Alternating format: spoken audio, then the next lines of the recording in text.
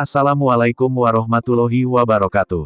Selamat datang di channel Santri Media. Semoga Allah Subhanahu wa Ta'ala senantiasa memberikan hidayah dan rahmatnya untuk kita semua, yang sedang banyak hutang, semoga cepat lunas hutangnya, yang belum punya anak, semoga segera diberikan anak, yang sedang berusaha, semoga diberikan keberhasilan dalam usahanya, dan yang masih jomblo semoga segera bertemu jodohnya. Dalam kesempatan kali ini, kami akan menceritakan 17 karomah Syekh Kholil Bangkalan, hingga karomah membelah dirinya menjadi dua. Sebelum kita mulai, alangkah baiknya Anda subscribe channel ini agar tidak ketinggalan video-video berikutnya. Baiklah, mari kita mulai kisahnya. Syekh Haji Muhammad Kholil bin Abdul Latif Al-Bangkalani Al-Maduri Al-Jawi Asy-Syafi'i atau yang lebih dikenal dengan Syekhona Kholil atau Mbah Kholil Bangkalan, lahir di Kemayoran Bangkalan 1820. Meninggal di Martajasa Bangkalan 1925, pada umur antara 104 sampai 105 tahun. Syekh Kholil Al-Bangkalani, berasal dari keluarga ulama, ayahnya Kiai Haji Abdul Latif, mempunyai pertalian darah dengan Sunan Gunung Jati. Ayah Abdul Latif adalah Kiai Hamim, putra dari Kiai Abdul Karim, bin Kiai Muharram, bin Kiai Asror Karomah, bin Kiai Abdullah, bin Sayyid Sulaiman Basyaiban. Sayyid Sulaiman inilah yang merupakan cucu dari Sunan Gunung Jati dari pihak ibu. Berikut akan dikisahkan beberapa karomah Syekh Kholil. Karomah pertama, tertawa keras di dalam sholat. Pada suatu hari, di dalam salat jamaah, yang dipimpin oleh Kiai di sebuah pesantren tempat Kiai Kholil mencari ilmu, Kiai Kholil muda tertawa cukup keras, sehingga teman-temannya takut, kalau Kiai akan marah karena sikapnya. Setelah selesai salat, sang Kiai akan menegur Kiai Kholil muda yang sikapnya tertawa cukup keras waktu salat. Tentu saja tindakan itu dilarang dalam Islam, ternyata, Kiai Kholil muda masih terus tertawa meskipun Kiai sangat marah terhadapnya. Akhirnya Kiai Kholil menjawab, bahwa ketika salat berjamaah berlangsung, dia melihat sebuah berkat, sejenis wadah nasi waktu kenduri, berada di atas kepala sang Kiai. Mendengar jawaban tersebut, sang Kiai menjadi sadar dan merasa malu atas salat yang ia pimpin tersebut, karena sang Kiai ingat bahwa selama salat berlangsung dia memang merasa tergesa-gesa untuk menghadiri kenduri, sehingga mengakibatkan salatnya tidak khusyuk. Karomah kedua, debat hukumnya kepiting dan rajungan. Pada suatu hari, para ulama Mekah berkumpul di Masjidil Haram untuk berdiskusi membahas masalah dan hukum Islam yang sedang terjadi di Mekah. Semua persoalan didiskusikan tanpa hambatan, dan selalu mendapatkan solusi, dan kesepakatan semua ulama. Akan tetapi, ada masalah mengenai halal atau haramnya kepiting dan rajungan. Terjadi banyak pendapat dan tidak menemukan solusi. Kiai Kholil pada waktu itu berada di antara peserta diskusi sambil mendengarkan dengan tekun, sekali-kali tersenyum melihat silang pendapat para peserta diskusi. Melihat jalan buntu, permasalahan yang ada di hadapannya, Kiai Kholil minta izin untuk menawarkan solusi untuk masalah tersebut. Akhirnya, Kiai Kholil dipersilahkan untuk naik ke atas mimbar oleh pimpinan diskusi. Setelah tiba di atas mimbar, Kiai Kholil berkata, "Saudara sekalian, ketidaksepakatan kita dalam menentukan hukum kepiting dan rajungan ini, menurut saya disebabkan karena saudara sekalian belum melihat secara pasti wujud kepiting dan rajungan," ujar Kiai Kholil. Semua ulama yang hadir dalam diskusi tersebut menyetujui keterangan Kiai Kholil tersebut. "Saudara sekalian, adapun wujud kepiting seperti ini," ucap Kiai Kholil sambil memegang kepiting yang masih basah. "Sedangkan yang rajungan seperti ini," lanjut Kiai Kholil sambil memegang rajungan yang masih basah seakan baru mengambil dari laut. Semua hadirin merasa terpana, suasana menjadi gaduh karena keanehan tersebut. Mereka hanya bisa merasa heran dan bingung, dari mana sang Kiai Kholil mendapatkan kepiting dan rajungan dengan sekejap saja. Maka setelah kejadian tersebut, masalah halal atau haramnya kepiting dan rajungan telah menemukan solusinya. Sejak kejadian itu, Kiai Kholil menjadi ulama yang disegani di antara ulama Masjidil Haram. Karomah ketiga, ke Mekah naik trocok, sejenis daun aren yang dapat mengapung di air. Pada suatu sore, di pinggir pantai daerah Bangkalan, Kiai Kholil hanya ditemani oleh Kiai Syamsul Arifin, salah seorang murid dan sahabatnya. Mereka membicarakan perihal urusan pesantren dan persoalan umat. Tak terasa waktu sudah berlangsung lama dan matahari hampir terbenam. "Kita belum salat asyar Kiai," kata Syamsul Arifin. "Astagfirullah," kata Kiai Kholil, menyadari kehilafannya. "Waktu asyar hampir habis, kita tidak mungkin salat secara sempurna Kiai." Ucap Kiai Syamsul Arifin, "Kalau begitu, ambil krocok untuk kita pakai ke Mekah. Kata Kiai Kholil. Setelah mendapatkan krocok, mereka menumpanginya dengan duduk di atas krocok tersebut. Beberapa saat Kiai Kholil menatap ke Mekah, tiba-tiba krocok yang ditumpanginya melesat dengan cepat ke arah Mekah. Sesampainya ke Mekah, azan salat Asyar baru saja dikumandangkan, dan mereka mendapatkan shaf pertama salat Asyar berjamaah di Masjidil Haram. Karomah keempat, mengubah arah kiblat masjid. Pada suatu hari, Kiai Kholil sedang melihat masjid yang sedang dibangun oleh menantu beliau, yaitu Kiai Muntaha. Ketika melihat arah kiblat pada masjid tersebut, Kiai Kholil menegur sang menantu yang alim itu, supaya membetulkan arah kiblat masjid yang sedang dibangunnya. Sebagai orang yang alim, Kiai mempunyai alasan dalam menentukan arah kiblat tersebut. Beberapa argumen ditunjukkan kepada Kiai Kholil dalam penentuan arah kiblat. Melihat menantunya tidak ada tanda-tanda untuk mendengar nasihatnya, Kiai Kholil tersenyum sambil berjalan ke arah tempat pengimaman, yang diikuti sang menantu. Kiai Kholil mengambil sebuah kayu untuk melubangi dinding tembok arah kiblat, dan menyuruh Kiai Muntaha untuk melihat lubang pada dinding masjid di tempat pengimaman. Betapa kagetnya Kiai Muntaha setelah melihat lubang itu. Sang menantu melihat dalam lubang kecil itu terlihat Ka'bah yang berada di Mekah dengan sangat jelas. Dengan penglihatan itu, Kiai Muntaha heran dan sadar, bahwa arah kiblat yang menjadi kiblat bangunan masjidnya salah. Arah kiblat bangunan masjid itu, terlalu miring, dan terbukti benar, apa yang dikoreksi oleh Kiai Kholil. Karomah kelima, membelah diri. Karomah lain dari Mbah Kholil adalah, kemampuannya membelah diri. Bisa berada di beberapa tempat dalam satu waktu. Pernah ada peristiwa aneh, saat beliau mengajar di pesantren. Saat berceramah, Mbah Kholil melakukan sesuatu yang tidak terpantau oleh mata. Di saat beliau mengajar, tiba-tiba, baju dan sarung beliau basah kuyup. Para santri pun merasa heran, sedangkan beliau sendiri cuek, tak mau menceritakan apa-apa, langsung meloyor masuk rumah, lalu ganti baju. Teka-teki itu pun baru terjawab setengah bulan kemudian, ketika ada seorang nelayan sowan ke Mbah Kholil. Dia mengucapkan, terima kasih, karena saat perahunya pecah di tengah laut, langsung ditolong oleh Mbah Kholil. Karomah keenam, menyembuhkan orang lumpuh. Ketika suatu hari, ada seorang keturunan Cina sakit lumpuh. Padahal ia sudah dibawa ke Jakarta, tepatnya di Betawi. Namun belum juga sembuh, lalu ia mendengar bahwa di Madura ada orang sakti yang bisa menyembuhkan penyakit. Kemudian pergilah ia ke Madura, yakni ke Mbah Kholil, untuk berobat. Ia dibawa dengan menggunakan tandu oleh 4 orang, tak ketinggalan pula anaknya pun ikut menghantarnya. Di tengah perjalanan, ia bertemu dengan orang Madura yang dibopong, karena kakinya kerobohan pohon. Lalu mereka sepakat pergi bersama-sama berobat ke Mbah Kholil. Orang Madura berjalan di depan, sebagai penunjuk jalan.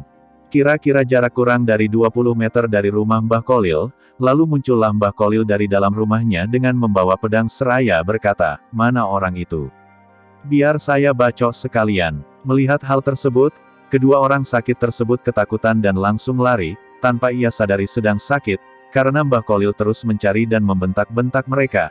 Akhirnya tanpa disadari mereka sembuh. Setelah Mbah Kholil wafat, kedua orang tersebut sering ziarah ke makam Mbah Kholil. Karomah ketujuh, kisah pencuri timun tidak bisa duduk. Pada suatu hari, petani timun di daerah Bangkalan sering mengeluh, setiap timun yang siap dipanen, selalu kedahuluan dicuri maling. Begitu peristiwa itu terus-menerus. Akhirnya, petani timun itu tidak sabar lagi. Setelah bermusyawarah, maka diputuskan untuk sowan ke Mbah Kholil. Sesampainya di rumah Mbah Kholil, sebagaimana biasanya, kiai tersebut sedang mengajarkan kitab Nahwu. Kitab tersebut bernama Jurumiyah. Suatu kitab tata bahasa Arab tingkat pemula. "Assalamualaikum Kiai," ucap salam para petani serentak. "Waalaikumsalam warahmatullahi wabarakatuh," jawab Mbah Kholil. Melihat banyaknya petani yang datang, Mbah Kholil bertanya, "Sampeyan ada keperluan ya?" "Benar Kiai, akhir-akhir ini, ladang timun kami selalu dicuri maling. Kami mohon kepada Kiai, agar diberi penangkalnya," kata petani dengan nada memohon penuh harap. Ketika itu, kitab yang dikaji oleh Kiai kebetulan sampai pada kalimat koma Zaidun, yang artinya Zaid telah berdiri, lalu serta-merta Mbah Kholil berbicara sambil menunjuk kepada kalimat koma Zaidun. "Ya karena pengajian ini sampai ke koma Zaidun, ya koma Zaidun ini saja pakai sebagai penangkal," seru Kiai dengan tegas dan mantap. "Sudah Pak Kiai," ujar para petani dengan nada ragu dan tanda tanya. "Ya sudah, Jawab Mbah Kolil menandaskan, mereka puas mendapatkan penangkal dari Mbah Kolil. Para petani pulang ke rumah mereka masing-masing, dengan keyakinan kemujaraban penangkal dari Mbah Kolil. Keesokan harinya seperti biasanya petani ladang timun pergi ke sawah masing-masing. Betapa terkejutnya mereka, melihat pemandangan di hadapannya. Sejumlah pencuri timun berdiri terus-menerus tidak bisa duduk. Maka semua maling timun yang selama ini merajalela diketahui dan dapat ditangkap. Akhirnya penduduk berdatangan ingin melihat maling yang tidak bisa duduk itu. Semua upaya telah dilakukan, namun hasilnya sia-sia. Semua maling tetap berdiri dengan muka pucat pasi karena ditonton orang yang semakin lama semakin banyak. Satu-satunya jalan agar para maling itu bisa duduk, maka diutus wakil petani untuk sowan ke Mbah Kolil. Lagi tiba di kediaman Mbah Kolil, utusan itu diberi obat penangkal, begitu obat disentuhkan ke badan maling yang sial itu, akhirnya dapat duduk seperti sedia kala.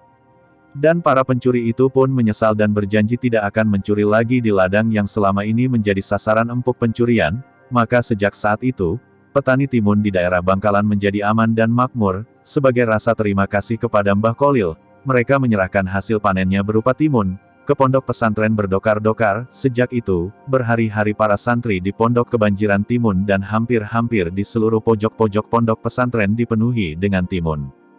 Karomah ke-8, Kisah Ketinggalan Kapal Laut. Kejadian ini pada musim haji. Pada waktu itu, kapal laut adalah satu-satunya angkutan menuju Mekah. Dan semua penumpang calon haji naik ke kapal dan bersiap-siap. Tiba-tiba, seorang wanita berbicara kepada suaminya.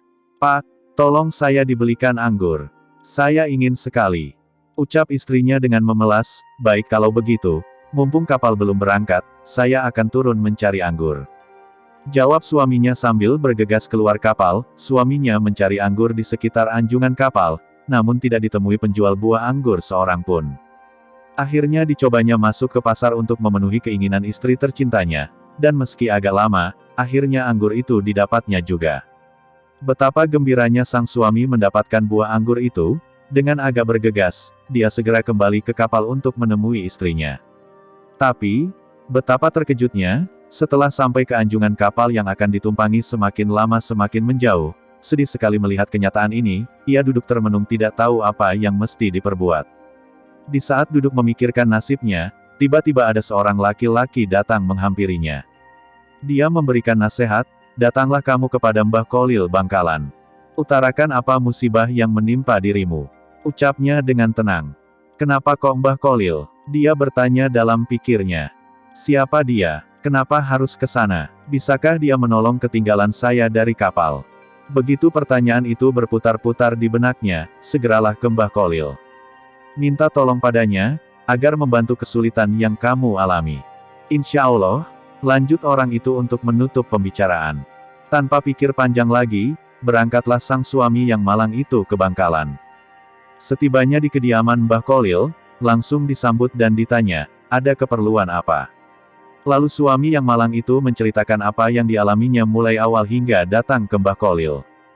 Tiba-tiba kiai itu berkata, "Loh, ini bukan urusan saya, ini urusan pegawai pelabuhan. Sana pergi." Lalu suami itu kembali dengan tangan hampa. Sesampainya di pelabuhan, sang suami bertemu lagi dengan laki-laki tadi yang menyuruhnya ke Mbah Kolil. Laki-laki yang menyarankannya tersebut lalu bertanya, "Bagaimana? Apakah sudah bertemu Mbah Kolil?" "Sudah. Tapi saya disuruh ke petugas pelabuhan," katanya, dengan nada putus asa.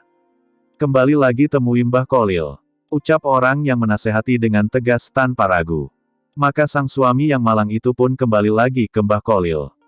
Begitu dilakukannya sampai berulang kali, baru setelah ketiga kalinya Mbah Kolil berucap, "Baiklah kalau begitu, karena sampeyan ingin sekali saya membantu sampeyan." "Terima kasih Kiai," kata sang suami melihat secercah harapan. "Tapi ada syaratnya," ucap Mbah Kolil, "saya akan penuhi semua syaratnya." Jawab orang itu dengan sungguh-sungguh, lalu Mbah Kolil berpesan, "Setelah ini, kejadian apapun yang dialami sampeyan, jangan sampai diceritakan kepada orang lain. Kecuali saya sudah meninggal, apakah sampeyan sanggup?" Seraya menatap tajam, "Sanggup Kiai," jawabnya spontan. "Kalau begitu, ambil dan pegang anggurmu. Pejamkan matamu rapat-rapat," kata Mbah Kolil, Lalu sang suami melaksanakan perintah Mbah Kolil dengan patuh. Setelah beberapa menit berlalu, dibuka matanya pelan-pelan, betapa terkejutnya, dirinya sudah berada di atas kapal tadi yang sedang berjalan. Takjub, heran, bercampur jadi satu seakan tak mempercayai apa yang dilihatnya. Digosok-gosok matanya, dicubit lengannya, benar kenyataan, bukannya mimpi. Dirinya sedang berada di atas kapal, segera ia temui istrinya di salah satu ruang kapal. "Ini anggurnya Dik, saya beli anggur jauh sekali," ucapnya dengan senyum penuh arti seakan tidak pernah terjadi apa-apa, dan seolah-olah datang dari arah bawah kapal, padahal sebenarnya, dia baru saja mengalami peristiwa yang dahsyat sekali, yang baru kali ini dialami selama hidupnya. Terbayang wajah Mbah Kolil, dia baru menyadarinya, bahwa beberapa saat yang lalu, sebenarnya dia baru saja berhadapan dengan seseorang yang memiliki karomah yang sangat luar biasa. Karomah ke-9. Kiai Kolil dipenjara oleh penjajah. Masa hidup Kiai Kolil tidak luput dari gejolak perlawanan terhadap penjajah. Tetapi, dengan caranya sendiri Kiai Kolil melakukan perlawanan.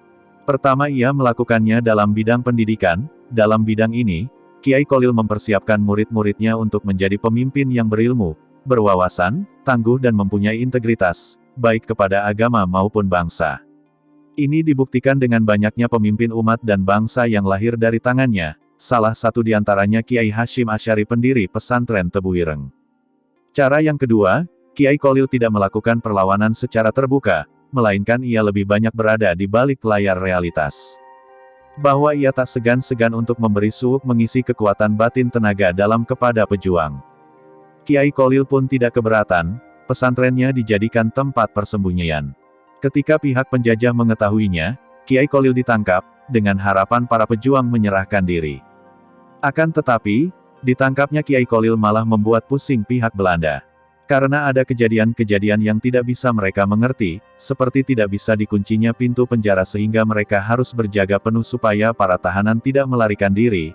Di hari-hari selanjutnya, ribuan orang datang ingin menjenguk dan memberi makanan kepada Kiai Kolil, bahkan banyak yang meminta ikut ditahan bersamanya. Kejadian tersebut menjadikan pihak Belanda dan sekutunya merelakan Kiai Kolil untuk dibebaskan saja. Karomah ke-10. Kiai Kolil berguru ke Kiai Pasuruan. Ketika Kiai Kolil masih muda, dia mendengar bahwa di Pasuruan ada seorang kiai yang sangat sakti mandraguna. Namanya Kiai Abu Zarrin. Kolil muda ingin sekali belajar kepada Kiai Abu Zarrin. Semangat untuk menimba ilmu itu begitu menggebu-gebu pada dirinya, sehingga jarak tempuh yang begitu jauh dari Bangkalan di Pulau Madura, ke Pasuruan di Pulau Jawa tidak dianggapnya sebagai rintangan berarti. Meski harus berjalan kaki, namun apa daya, sesampainya Kolil muda di desa Wilungan Pasuruan, tempat Kiai Abu Zarrin membuka pesantren, ternyata Kiai Abu Zarrin sudah wafat. Dia meninggal hanya beberapa hari sebelum kedatangan Kolil muda. Habislah harapannya untuk mewujudkan cita-citanya berguru kepada Kiai yang mempunyai ilmu tinggi tersebut. Dengan langkah sempoyongan karena lelah fisik dan penat mental. Hari berikutnya Kolil bertaksiah ke makam Kiai Abu Zarrin. Di depan pusara Kiai Abu Darin, Kolil membaca Al-Quran hingga 40 hari, pada hari yang ke-41, ketika Kolil tengah ketiduran di makam, Kiai Abu Zarrin hadir dalam mimpinya. Dalam kesempatan itu, almarhum mengatakan kepada Kolil, niatmu untuk belajar sungguh terpuji, telah aku ajarkan kepadamu beberapa ilmu. Maka peliharalah. Kolil lalu terbangun dan ternyata dia sudah hafal kandungan kitab Imriti dan Alfiyah, kitab utama pesantren itu, subhanallah. Karomah ke-11, melindungi calon santrinya dari musibah. Pada kisah yang lain, Kiai Kolil berusaha melindungi calon santrinya dari musibah. Padahal dia berada di Bangkalan, sementara si calon santrinya berada di tengah alas roban, Batang Pekalongan. Menurut cerita si calon santri yang bernama Muhammad Amin, ia berangkat dari Kempek Cirebon bersama 5 orang temannya menuju Bangkalan Madura untuk berguru kepada Kiai Kolil. Mereka tidak membawa bekal apa-apa, kecuali beberapa lembar sarung, baju, celana untuk tidur, parang serta titikan alat pemantik api yang terbuat dari batu. Setelah berjalan kaki berhari-hari menerobos hutan dan menyeberanginya, mereka sampai di tepi hutan roban di luar kota Batang Pekalongan. Hutan itu terkenal angker, sehingga tidak ada yang berani merambahnya. Pohon-pohon yang ada di hutan itu besar-besar, semak belukar sangat tinggi, banyak binatang buas di dalamnya. Namun yang lebih menyeramkan, banyak perampok yang berkeliaran di tepi hutan itu. Mereka perampok yang kejam dan tidak segan-segan membantai mangsanya kalau melawan. Menjelang malam, tatkala 6 orang calon santri itu sedang mencari tempat untuk tidur, tiba-tiba muncul sesosok laki-laki. Namun karena tampangnya biasa-biasa saja, mereka tidak menaruh curiga, bahkan orang itu kemudian bertanya apa mereka punya titikan. Karena ia akan menyulut rokok, setelah titikan itu dipegangnya, ia mengatakan bahwa batu itu terlalu halus sehingga sulit dipakai untuk membuat api. Masih perlu dibikin kasar sedikit, kata orang itu sambil memasukkan batu tersebut ke mulutnya lalu menggigitnya sehingga pecah. Terbelalak mata 6 orang calon santri itu menyaksikan kekuatan mulut laki-laki itu. Mereka gemetar ketakutan, serahkan barang-barang kalian. Hardik orang itu. Amin yang paling berani di antara mereka menjawab. Kalau barang-barang kami diambil, kami tidak bisa melanjutkan perjalanan ke Bangkalan. Mendengar kata Bangkalan, orang itu tampak was-was. Mengapa kalian ke sana? Dia balik bertanya. Kami mau berguru kepada Mbah Kolil, jawab Amin. Tersentak laki-laki itu seperti pemburu tergigit ular berbisa, wajahnya pucat pasi, bibirnya menggigil. Jadi kalian mau nyantri sama Kiai Kolil? Betul, sahut 6 calon santri itu bersamaan. Mereka gembira karena merasa tidak akan dirampok, tapi dugaan itu meleset. Kalau begitu, serahkan semua barangmu kepadaku, kata lelaki itu. Kalian tidur saja di sini dan aku akan menjaga kalian semalaman. Makin ketakutan para remaja itu, mereka kemudian memang membaringkan badan, tapi mata tidak bisa diajak tidur semalaman. Maut seakan sudah dekat saja. Keesokan harinya selepas mereka salat subuh, lelaki itu mengajak mereka pergi. Ayo kita berangkat, ujarnya. Kemana? Tanya para calon santri. Akan kuantar kalian keluar dari hutan ini agar tidak diganggu oleh perampok lain. Jawabnya tampak ramah, dalam hati mereka bertanya-tanya, apa maunya orang ini? Namun sebelum pertanyaan itu terjawab, orang itu berkata, sebenarnya kalian akan aku rampok dan menjual kalian kepada onderneming untuk dijadikan kuli kontrak di luar Jawa, tapi ilmu saya akan berbalik mencelakakan diri saya kalau berani mengganggu para calon santri Kiai Kolil, sebab guru saya pernah dikalahkan Kiai Kolil dengan ilmu putihnya, maka 6 remaja dari Kempek itu kian mantap untuk nyantri ke Bangkalan, terlebih lagi, baru di perjalanan saja untuk menuju Grand Kiai Kolil, mereka telah memperoleh karomah dari pemimpin pesantren tersebut. Karomah ke-12, kedatangan macan. Suatu hari, di bulan Syawal, Kiai Kolil tiba-tiba memanggil santrinya. Anak-anakku, sejak hari ini kalian harus memperketat penjagaan pondok pesantren. Pintu gerbang harus senantiasa dijaga. Sebentar lagi akan ada macan masuk ke pondok kita ini. Kata Syekh Kolil agak serius. Mendengar tutur guru yang sangat dihormati itu, segera para santri mempersiapkan diri. Waktu itu, sebelah timur Bangkalan memang terdapat hutan-hutan yang cukup lebat dan angker. Hari demi hari penjagaan semakin diperketat, tetapi macan yang ditunggu-tunggu itu belum tampak juga. Memasuki minggu ketiga, datanglah ke pesantren pemuda kurus, tidak berapa tinggi, berkulit kuning langsat, sambil menenteng kompor. Sesampainya di depan pintu rumah Syekh Kolil, lalu mengucap salam. Mendengar salam itu, bukan salam yang diterima, tetapi Kiai malah berteriak memanggil santrinya. Hai santri semua, ada macan. Ayo kita kepung jangan sampai masuk ke pondok. Seru Kiai Kolil, bagaikan seorang komandan di medan perang. Mendengar teriakan Syekh, kontan saja semua santri berhamburan datang sambil membawa apa yang ada. Pedang, celurit, tongkat, pacul untuk mengepung pemuda yang baru datang tadi. Yang mulai nampak kelihatan pucat tidak ada pilihan lagi kecuali lari 1000 langkah. Namun karena tekad ingin nyantri ke Kiai Kolil begitu menggelora, maka keesokan harinya mencoba untuk datang lagi.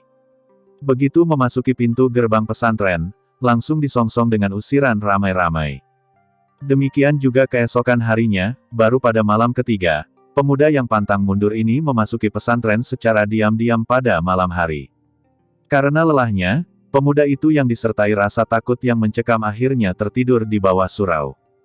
Secara tidak diduga, tengah malam Syekh Kolil datang dan membantu membangunkannya.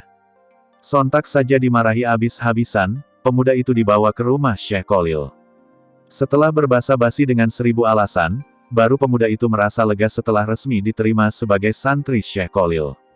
Pemuda itu bernama Abdul Wahab Hasbullah. Kelak kemudian hari, santri yang diisyaratkan macan itu dikenal dengan nama Kiai Haji Wahab Hasbullah, seorang kiai yang sangat alim, jagoan berdebat, membentuk komite Hijaz pembaharu. Pemikiran kehadiran Kiai Haji Wahab Hasbullah di mana-mana selalu berwibawa dan sangat disegani, baik kawan maupun lawan bagaikan seekor macan seperti yang diisyaratkan oleh Syekh Khalil.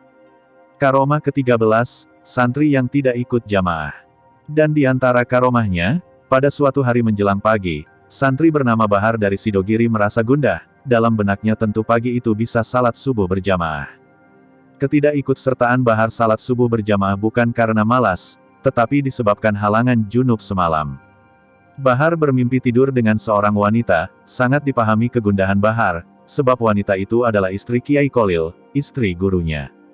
Menjelang subuh terdengar Kiai Khalil marah besar sambil membawa sebilah pedang seraya berucap, "Santri kurang ajar, santri kurang ajar." Para santri yang sudah naik ke masjid untuk salat berjamaah merasa heran dan bertanya-tanya, apa dan siapa yang dimaksud santri kurang ajar itu? Subuh itu Bahar memang tidak ikut salat berjamaah, tetapi bersembunyi di belakang pintu masjid seusai salat subuh berjamaah.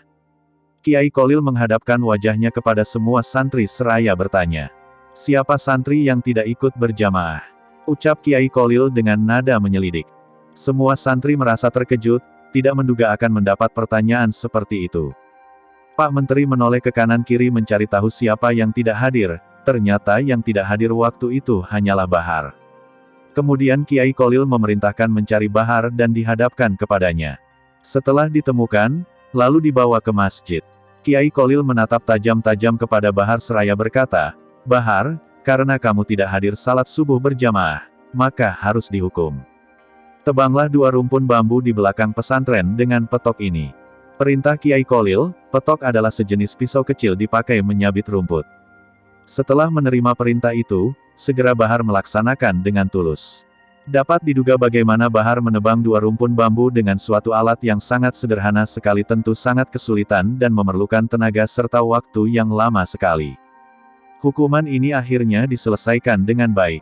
"Alhamdulillah, sudah selesai Kiai," ucap Bahar dengan sopan dan rendah hati. "Kalau begitu, sekarang kamu makan nasi yang ada di nampan itu sampai habis." Perintah Kiai kepada Bahar, sekali lagi santri Bahar dengan patuh menerima hukuman dari Kiai Khalil. Setelah Bahar melaksanakan hukuman yang kedua, santri Bahar lalu disuruh makan buah-buahan sampai habis yang ada di nampan yang telah tersedia. Mendengar perintah ini, santri Bahar melahap semua buah-buahan yang ada di nampan itu. Setelah itu, santri Bahar diusir oleh Kiai Khalil seraya berucap, "Hai santri semua, ilmuku sudah dicuri oleh orang ini," ucap Kiai Khalil, sambil menunjuk ke arah Bahar dengan perasaan senang dan mantap. Santri Bahar pulang meninggalkan pesantren Kiai Khalil menuju kampung halamannya. Memang benar, tak lama setelah itu santri yang mendapat isyarat mencuri ilmu Kiai Khalil itu menjadi kiai yang sangat alim yang memimpin sebuah pondok pesantren besar di Jawa Timur. Kiai beruntung itu bernama Kiai Bahar, seorang kiai besar dengan ribuan santri yang diasuh pondok pesantren Sidogiri Pasuruan, Jawa Timur. Karomah ke-14, kedatangan Habib. Suatu hari, menjelang sholat maghrib. Seperti biasanya Kiai Khalil mengimami jamaah salat bersama para santri. Bersamaan dengan Kiai Khalil mengimami sholat, tiba-tiba kedatangan tamu berbangsa Arab, orang Madura menyebutnya Habib. Seusai melaksanakan sholat, Kiai Khalil menemui tamunya termasuk orang Arab yang baru datang itu. Sebagai orang Arab yang mengetahui kefasihan bahasa Arab, Habib menghampiri Kiai Khalil seraya berucap, "Kiai, bacaan Al-Fatihah antum kurang fasih," tegur Habib. Setelah berbasa-basi beberapa saat, Habib dipersilahkan mengambil wudhu, untuk melaksanakan sholat maghrib. Tempat wudhu ada di sebelah masjid itu. "Silahkan ambil wudhu di sana," ucap Kiai sambil menunjukkan arah tempat wudhu. Baru saja selesai wudhu, tiba-tiba sang Habib dikejutkan dengan munculnya macan tutul. Hati Habib terkejut dan berteriak dengan bahasa Arabnya yang fasih untuk mengusir macan tutul yang makin mendekat itu. Meskipun Habib mengucapkan bahasa Arab sangat fasih untuk mengusir macan tutul, namun macan itu tidak pergi juga. Mendengar ribut-ribut di sekitar tempat wudhu, Kiai Khalil datang menghampiri, melihat ada macan yang tampaknya penyebab keributan itu. Kiai Khalil mengucapkan sepatah dua patah kata yang kurang fasih. Anehnya sang macan yang mendengar kalimat yang dilontarkan Kiai Khalil yang nampaknya kurang fasih itu, Macan Tutul bergegas menjauh. Dengan kejadian ini, Habib paham, bahwa sebetulnya Kiai Kolil bermaksud memberi pelajaran kepada dirinya, bahwa suatu ungkapan bukan terletak antara fasih dan tidak fasih, melainkan sejauh mana penghayatan makna dalam ungkapan itu. Karomah ke-15. Berselisih. Suatu ketika, Habib Jindan bin Salim berselisih pendapat dengan seorang ulama. Manakah pendapat yang paling sahih dalam ayat Maliki Yaumidin? Baiknya dibaca dengan memakai alif setelah mim, bacaan panjang ataukah Maliki tanpa alif kosor pendek. Setelah berdebat tidak ada titik temu, akhirnya sepakat untuk sama-sama datang ke Kiai Keramat Kiai Kolil Bangkalan. Ketika itu, Kiai yang jadi mahaguru para Kiai Pulau Jawa itu sedang duduk di dalam musola. Saat rombongan Habib Jindan sudah dekat ke musola, sontak saja Kiai Kolil berteriak, "Maliki Yaumidin ya Habib! Maliki Yaumidin ya Habib!" Teriak Kiai Kolil Bangkalan menyambut kedatangan Habib Jindan. Tentu saja dengan ucapan selamat datang yang aneh itu sang Habib tak perlu bersusah payah menceritakan soal sengketa Maliki Yaumidin ataukah Maliki Yaumidin itu. Demikian cerita Habib Lutfi bin Yahya, ketika menjelaskan perbedaan pendapat ulama dalam bacaan ayat itu pada tafsir Tobari. Karomah ke-16, didatangi hitam. Di Bangkalan Madura, hidup sepasang suami istri yang cukup bahagia. Pada suatu hari, sang suami berkata kepada istrinya, "Bu, saya ingin sekali sowan berkunjung ke Kiai Kolil," katanya pada suatu pagi itu. "Bagus sekali Pak, tetapi apa yang akan kita bawa sebagai oleh-oleh kepada Kiai Kolil? Kita tidak mempunyai apa-apa, kecuali sebuah bentul." Jawab istrinya, "Tidak apa-apa, bentul itu saja yang kita bawa, asalkan kita ikhlas, insya Allah akan diterima." Tegas sang suami meyakinkan istrinya, maka berangkatlah suami istri tersebut ke Kiai Kolil dengan berbekal tawakal dan sebuah bentul. Mereka yakin akan diterima Kiai Kolil dengan baik. Bentul adalah makanan sangat sederhana sejenis talas. Sesampainya di kediaman Kiai Kolil, kedatangannya sudah ditunggu. Mereka disambut dengan hangat. "Kiai, saya tidak membawa apa-apa, hanya sebuah bentul ini yang bisa kami haturkan untuk Kiai," ucap sang suami rada malu-malu. "Wah, kebetulan saya memang ingin makan bentul," jawab Kiai Kolil menghibur. Kemudian Kiai Kolil memanggil beberapa santri dan menyuruhnya untuk merebus bentul yang baru diterimanya itu. Tak lama setelah itu, santri datang membawa bentul yang sudah direbus itu. Kiai Kolil kelihatan sangat senang dan suka terhadap bentul itu. Lalu dimakannya sampai habis. Suami istri yang sowan ke Kiai Kolil itu merasa senang, sebab apa yang dikhawatirkan selama ini menjadi kegembiraan. Beberapa hari kemudian, suami istri itu ingin sowan kembali ke Kiai Kolil. Masih segar diingatan suami istri itu akan kesukaan Kiai Kolil. Kali ini tidak seperti terdahulu, mereka membawa oleh-oleh bentul sebanyak-banyaknya dengan harapan Kiai Kolil sangat senang menerimanya. Maka, berangkatlah suami istri tersebut ke ulama harismatik itu. Tidak seperti dahulu, dugaan mereka meleset, mereka disambut dingin. Begitu juga dengan oleh-oleh yang banyak itu, Kiai Kolil tidak menerima oleh-olehnya dan disuruh bawa pulang kembali. Pada saat mereka pulang, disadarinya apa yang telah mereka lakukan selama ini ternyata oleh-oleh bentul yang pertama diniatkan semata-mata karena keikhlasan dan tawakal kepada Allah, sedangkan sowan yang kedua tidak dilandasi ikhlas, tetapi rasa pamrih. Mereka meyakini atas kekuatannya sendiri dan merasa dirinya mampu membawa oleh-oleh kepada Kiai, dan itu sangat tidak disukai Kiai Kolil. Karomah ke-17, hanya disuruh perbanyak baca istighfar. Suatu hari, Kiai Kolil kedatangan 3 tamu yang menghadap secara bersamaan. Sang Kiai bertanya kepada tamu yang pertama, "Sampeyan ada keperluan apa?" "Saya pedagang Kiai, tetapi hasil tidak didapat malah rugi terus-menerus," ucap tamu pertama. Beberapa saat Kiai Kolil menjawab, "Jika kamu ingin berhasil dalam berdagang, perbanyak baca istighfar." Pesan Kiai dengan mantap. Kemudian Kiai bertanya kepada tamu kedua, "Sampeyan ada keperluan apa?" "Saya sudah berkeluarga selama 18 tahun, tapi sampai saat ini masih belum diberi keturunan," kata tamu kedua. Setelah memandang kepada tamunya itu, Kiai Kolil menjawab, "Jika kamu ingin punya keturunan, perbanyak baca istighfar." Tandas Kiai. Kini tiba giliran pada tamu yang ketiga. Kiai juga bertanya, "Sampeyan ada keperluan apa?" "Saya usaha tani Kiai, namun makin hari hutang saya makin banyak, sehingga tak mampu membayarnya," ucap tamu yang ketiga dengan raut muka serius. "Jika kamu ingin berhasil dan mampu melunasi hutangmu, perbanyak baca istighfar." Pesan Kiai kepada tamu yang terakhir, beberapa murid Kiai Kholil yang melihat peristiwa itu merasa heran, masalah yang berbeda tapi dengan jawaban yang sama, resep yang sama, yaitu menyuruh memperbanyak membaca istighfar. Kiai Kholil mengetahui keheranan para santri itu, setelah tamunya pulang, maka dipanggillah para santri yang penuh tanda tanya itu. Kiai Kholil membacakan Al-Quran Surat Nuh ayat ke-10-12, mendengar jawaban Kiai ini.